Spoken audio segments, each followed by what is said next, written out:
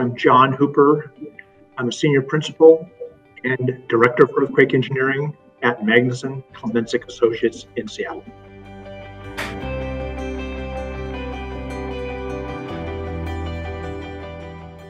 I graduated with my Bachelor of Civil Engineering from Seattle University in 1981.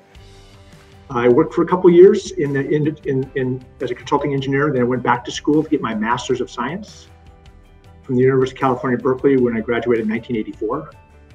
And went back to the consulting practice back in Seattle, where I started, and I've been in Seattle ever since.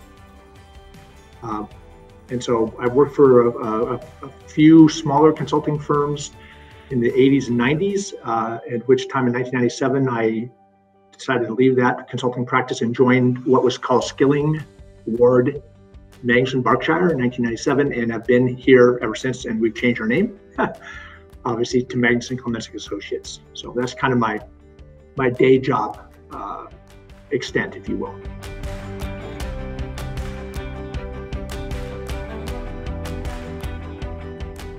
So strongly recommend I get involved in code development efforts.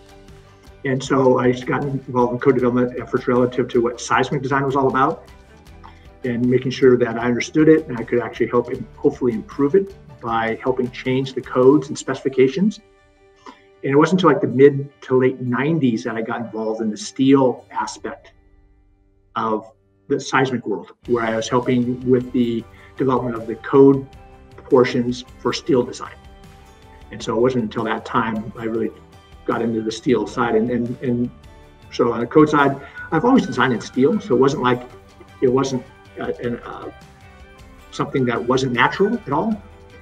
But it's really in the mid-90s when a lot of the focus went to the steel world, mainly after the Northridge earthquake was probably my seminal point in time. We had if you don't know about the details, there's lots written about it. We had the pre-Northridge moment frame failures, and we had to learn a whole lot in a very short period of time. And I was lucky enough to get involved in that. So my seminal moment, if you will, in steel was the Northridge earthquake and the follow-on, what we call the SAC, Joint Venture Research Project, which I was involved with from like 1995 through 2000, 2001.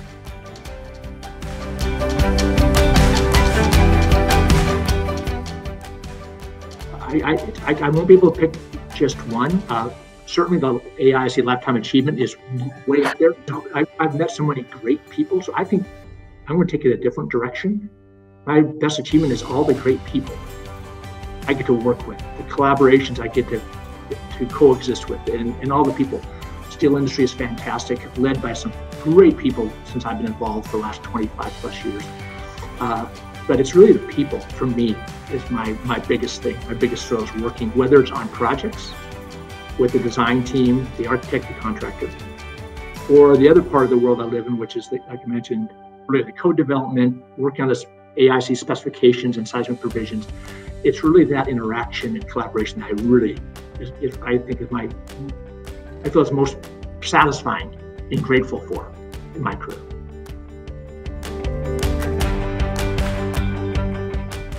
It's very interesting. I had to go back and think about it, and I'm glad I did. Back in the day, I'm not sure you're aware of the history, but back in the day, they used to do AISC road shows, seminars, put on by Bob Disquay and others, and they're famous giants in the AISC world, where they'd come up to different regions and they would present the new ideas that are coming out in the AISC manuals. And I can't remember how I got selected. It's hard for me to remember the details, but they selected me to help present those. And so that was a pretty cool thing to be involved way back then. And then it just kind of evolved over time since then. I have pages and pages in my resume, and I look back and it's all about that collaboration with others and connecting with other engineers and design team members on projects. And I've been, I was very led directly by some mentors back early in my career. Actually, as an undergrad, I started with my professors about the importance of, I said already a couple times, giving back. Just don't do your work, design your buildings, which is a great vocation to do, and et cetera, but what can you do more? What can you do to help lift yourself up, but at the same time, lift up the profession with you as a group of engineers, like I mentioned before. And I look back, I've been doing it in all different facets. Lately, it's the seismic. I've been leading the AISC 7, the seismic subcommittee. We write all the seismic provisions for the country for the last 15 years. So that's something I take to heart. And again, have a great team. About 100 people work with us. We work together to craft these great criteria. And I've also kind of, at the same time in parallel, did the same sort of activities with AISC. So I kind of did it jointly.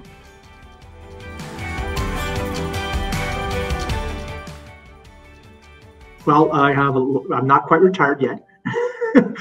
When I got the award, that it was made very clear to me that I have to still participate with AISC. So I'm still doing a lot of that work, the committee volunteer work that I feel it's very gratifying. I feel that that's a great way to give back to our community of engineers, but more importantly, to society. I think we do some really great work so that the future is we're helping build stuff better, more resilient, and something that I think society would be proud of by the work that we do. So I'll be continuing doing that.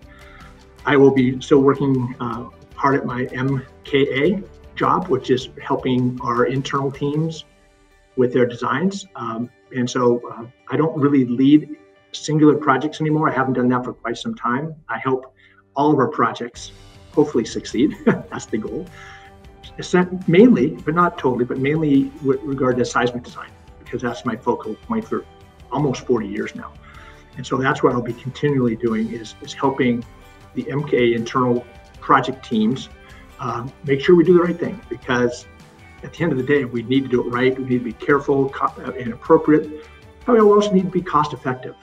We need to spend our owners' money wisely, because it is finite amount of money that they have, finite resources we have to build with, right? Because it's important, because we can't just waste resources because it's finite. So we're really looking towards being more effective and efficient, much more so than even 5 years ago. I think it's a really important shift to being not only eco-friendly and carbon-friendly, et cetera, but also thinking about additionally resilient design so that we have better results in our project outcomes. I like to really, I mentioned mentors early in my career were very helpful. And there were other engineers that were nearing the end of their career and saying, I was very young, I was in my mid-20s, saying, get involved and do all these things, which is great. But the key to that is not only having mentors kind of guiding you, the firm itself you work for has to be supportive. And the firm I was at in my first 16 years were very supportive. I mean, they understood, they saw the importance, they saw the value, et cetera. When I came across to what is now Meggings & Klemensic Associates, one of the reasons that really attracted me here was that same commitment. So I was very lucky to come over to Meggings & Klemensic Associates and continue that. And I think that is a very important key aspect for anyone's growth and development, and just becoming the best of who you can be. So I want to give a shout out, use that phrase, to the firms I worked at, and the current one I've been with almost 25 years now. It's been, I can't believe it's been almost that long. That has the same vision about that importance, about supporting and providing, to the extent we can, leadership to the community of engineers, to the extent that we take on those roles as leaders.